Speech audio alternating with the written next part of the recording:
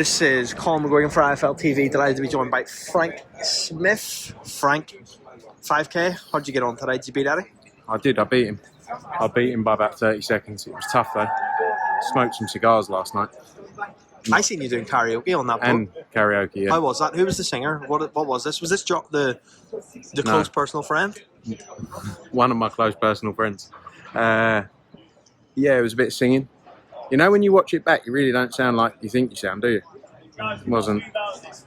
Neither was the dancing. Oh, we got. Like I am. Matt, you're right, mate. Sorry. I'm gonna get. What were we talking about? Talk to me a little bit about this Conor Benn situation. We see him in the background with Eddie there doing an interview. What's the story? I'm going to get breakfast. I'm getting breakfast. Sorry. So let's get into it. Did you see Frank Warren's comments about? So this is a very busy interview, isn't It it? is, actually. Let's walk up here, away from people, and do it. Come on. So Frank Warren's comments about Eddie being a shit shoveler. Basically had a pop saying that Eddie doesn't know anything about boxing when he referred to Tyson Fury's punch-resistant comments. Yeah. What's your thoughts on that? It's what it is, isn't it? Frank's obviously not having a good week after the performance the other day. You know, when you speak about Tyson Fury being like the second coming of Muhammad Ali, as I said, and then there's a performance like that, obviously affects his mental state. But, you know, it's what it is. It's all fun and games, isn't it? He didn't say anything about me, did he?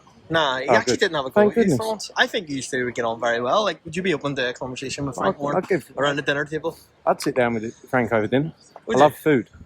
Do you? Yeah. So anything to do with food You're will in. make me a happy man. So you think like we could try and get this like a little media lunch, you and Frank Warren, just have a debate And at a yeah, table? we'll just have a chat. Yeah, do you know what? I'm going to put that forward. I'll speak to Umar at You IFL. speak to Umar, his personal assistant, his head of pre-written questions, and we'll get it done. But Umar can't bring the talking subjects up before and you like not be able to tell me. Okay. That's the kind of thing IFL would do. You know, favourable Think so? journalism. Frank Smith. Right, Frank, one more question for you. Come on, I'm just going to get a walk. Chris Eubank Jr. There were some comments in an interview, I think it was on Boxing Social, between Chris Eubank Sr. about Junior and Conor Benn's fight, but actually referring to Harlem Eubank and Chris Eubank happening. Is that a fight that you can foresee? Harlem Eubank and Conor Benn? Look, I think the focus right now is the Conor Benn Chris Eubank fight. In time, you know, who knows? Anything's possible. Obviously, Harlem's 140 at the minute. Conor's looking to go to 160 for the fight with Chris. And but you know, anything's possible, especially if Harlem moves up in time, which I think naturally would over, you know, not right now, but you know, it's definitely a fight that can be made. There's obviously the family rivalry there, but the big rivalry right now is obviously with Chris. I know it's a hard one for you to answer, but Senior's very vocal on the point that Chris Eubank Jr. will not fight Conor Benn. Why is that? I don't know. I don't get involved. Obviously, I don't like. It's a close situation, so I stay out the way of it all. To be honest, we're just trying to make the biggest possible fight, and you know, both from a business standpoint, representing Conor Benn, and you know, even from a family standpoint, it's the biggest fight for both of them. There's no question. There's no fight that comes close to it for either of them. So I'm very confident it happens. AJ Ngannou, Eddie said yesterday that he had spoke with Ngannou's team. Sorry, I'm breathing heavy. Are you? You're not really, actually. No? You're right. No. No. I think it's all in your head, mate. Yeah. If that Ngannou fight happens, where and when do you foresee that happening? Is that something that would need to happen abroad, maybe in the likes of Las Vegas, or do you think you could bring that fight to the UK? Look, I think wherever you can maximise the financial benefit for it. Again, you know, people will complain about it being about finances, but at the end of the day, it's a dangerous sport. So you have to maximise the value for the fight, and wherever that may be. You know, there's so many options for it. Been a lot of talk, obviously, people saying about doing that in Africa. Would be somewhere in Africa would be a huge fight. So let's see. It's. Do you think it's feasible that it's going to happen? I think anything's feasible. I think at the same time, there's so much talking, isn't there, about things, and let's focus on delivery, something, whatever that is.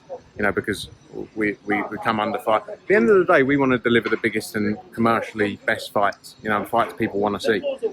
So when we say we'll do X, Y, Z, or we're working to do X, Y, Z, it's because we want to do it. And it doesn't always go to plan, obviously, but we're doing everything within our power to make the big fights happen. So yeah, that's another very possible big fight to make. and we have to see what happens, and we have to do the work in the background. Last one from me. Eddie told me you're the man to ask about this Japan concept. Give us a bit of an idea of what's going to happen there. He said you're the only one that he's allowing to reveal it. So we're in conversations at the minute, but a lot of it's led by the local commission. There was talk about maybe do we bring back Prizefighter for that, a Prizefighter format tournament. Do we?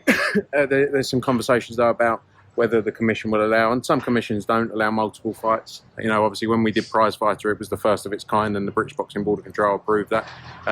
So that's one of the things we're looking at right now. Obviously we got 3 events a year that we're doing over the next 3 years. So I think there'll be different sort of fight nights across the board. But it's going to be interesting. But news soon. We actually had a call about it yesterday, and we've got an update call next Friday. I think the decision will be made then, and we'll be able to confirm. Frank Smith, thank you very much for that. Thank you, mate.